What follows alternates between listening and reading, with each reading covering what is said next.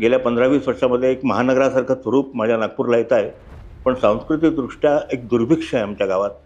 अत्यंत सुंदर असलेलं त्या थिएटरमध्ये किती न्यून असेल, पण एक नागपुराच्या 0 माईल स्टोनवरती होती की चारही दिशांना येण्याकरता लोकांना एक जागा होती. त्या ठिकाणी सर्व लेखक, कवी, कलावंत एकत्र येत असो. सगळी नाटकं तिथे होत होती. तर अशी एक जागाच उरली नागपूरला की जिथे लोकांनी थिएटर करावं. पोरांसाठी पहिले जागा असावी. आज मुंबई पुण्याकडे कसं तालमीसाठी जागा तुम्हाला शाळांमध्ये, महानगरपालिकेच्या शाळा, अनेक संस्था या तुम्हाला जागा देतात. ते विनामूल्य जागा देतात, निःशुल्क जागा देतात.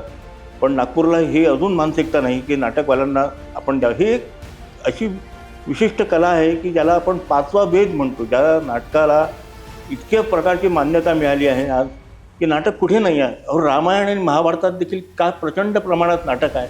आज रामलीला म्हणजे काय, शेवटी नाटकच आहे ना ते. राम येतो, पात्र येतो, रावण येतो, सीता आहे. हे सर्व जे नायक, खलनायक, नायिका हे सर्व त्या व्यास आणि वाल्मिकींनी लिहून ठेवलेलं आहे. हे सगळं त्या परंपरेतून आपण आलेलो आहोत. तर त्या परंपरेत जर नागपुरात काही करायचं असेल तर पहिल्यांदा छोटीशी थिएटर तिथे उभी करावी लागतील आणि ती अत्यंत कमीत कमी दरांमध्ये पोरांना उपलब्ध करून द्याव्या लागतील आणि प्रेक्षकांना आपल्याकडे ओढण्यासाठी ती जागोजागी हवी. एकाच ठिकाणी एक भव्य थिएटर उभं करून नागपुरातलं काम नाही होणार.